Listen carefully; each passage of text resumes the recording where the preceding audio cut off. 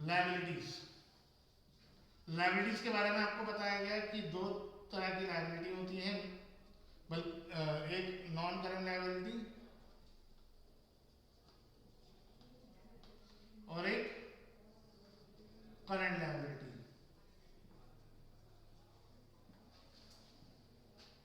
ठीक है, इनके आपने फॉर्मूला भी पढ़ा है। नॉन करंट लायबिलिटी में दो चीजें आ जाती हैं, आपने फॉर्मूला भी याद किया है, लॉन्ग टर्म बोरोइंग्स और long term provisions.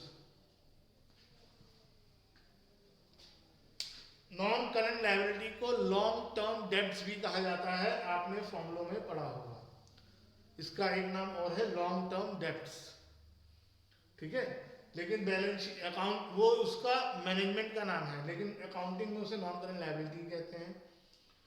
Current liability वो लायबिलिटी होती है, यहां पर भी वही दो चीजें कंपेयर की जाती हैं, ऑपरेटिंग साइकिल और 12 months which ever is less.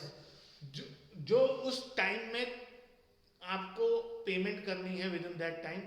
आपने जो वीडियो देखी थी उसमें लिखा था 12 महीने के अंदर जो पे करनी है, बिल्स पेबल, क्रेडिटर्स, लेकिन ऐसा नहीं है। जो with in that time period जो मैंने आपको बताया, ऑपरेटिंग साइकिल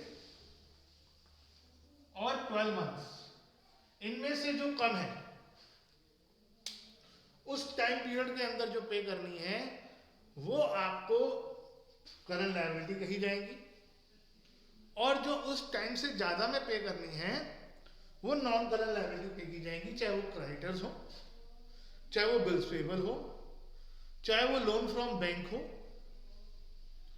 है ना, चाहे वो कोई भी चीज हो, डिवेंचर्स क्यों ना हो। कहने का मतलब ये हुआ, अब इसको एग्जांपल समझो, मान लो ऑपरेटिंग साइकिल 3 मंथ्स है, तो ये वाला हमें लेना है। तो हमारे पास सपोज 20 लाख रुपीस के डिवेंचर है,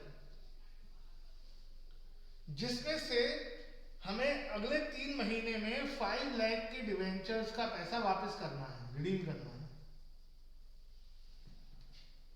तो इसका मतलब ये हुआ कि 15 लाख के डिवेंचर्स तो नॉन करंट हो गए और 5 लाख के डिवेंचर्स जो है वो करंट लायबिलिटी हो गए। तो नॉर्मली हम हमेशा कहते हैं कि debentures current liability long term loan होता है, लेकिन बैलेंस शीट में दिखाने के लिए ये रूल चलता है, डिवेंचर्स जो स्पेशली नेक्स्ट ईयर रिडीम होने होते हैं वो हमेशा करंट लायबिलिटी में आते हैं, क्योंकि 12 महीने तो कम से कम होता ही होता है टाइम, 12 महीने से ज्यादा का टाइम तो आ ही नहीं सकता करंट लायबिलिटी के लिए। तो जो भी आपके आने वाले कमिंग ईयर में रिडीम होने वाले होते हैं डिवेंचर्स, या कोई लोन आपने वापस करना है किसी भी तरीके का, चाहे डिवेंचर ही क्यों ना हो, बैंक से जो लोन की जो किस्त आपने आने वाले ईयर में देनी, जितनी इंस्टॉलमेंट्स पे करनी है, उनका टोटल हमेशा करंट लायबिलिटी में आएगा और बाकी लॉन्ग टर्म में आएगा। लेकिन हम क्या करें, अगर क्वेश्चन में लिखकर आता है डिवेंचर्स, तो हम उसे लॉन्ग टर्म, उसे हम नॉन करंट कहें कि करंट कहें। अगर क्वेश्चन आपको कुछ नहीं बता रहा है तो वो आपके लिए हमेशा नॉन करंट लायबिलिटी है। लेकिन अगर आपको क्वेश्चन कह देता है कि ये डिवेंचर्स जो हैं विद इन 12 मंथ्स या विद इन 3 मंथ्स रिडीम होने वाले हैं, तो वो करंट लायबिलिटी की कैटेगरी में आ जाएगा। ठीक है, तो ये चीज को आपको ध्यान रखना है इन पार्ट बी में स्पेशली। ये खाली इस चैप्टर में जाए इतना कॉन्सेप्ट इतना नहीं होगा, लेकिन अगले 2 चैप्टर में इसका बहुत रोल आने वाला है। इवन एक क्वेश्चन भी एग्जाम में आता है ये पूछने के लिए कि बताइए डिवेंचर्स कौन सी हेडिंग में आएगा, कहाँ आएगा, बैलेंस शीट में कहाँ दिखाया जाएगा, ये क्वेश्चन आता है। तो उसके रिलेटेड भी मैंने आपको पहले ही बता दिया।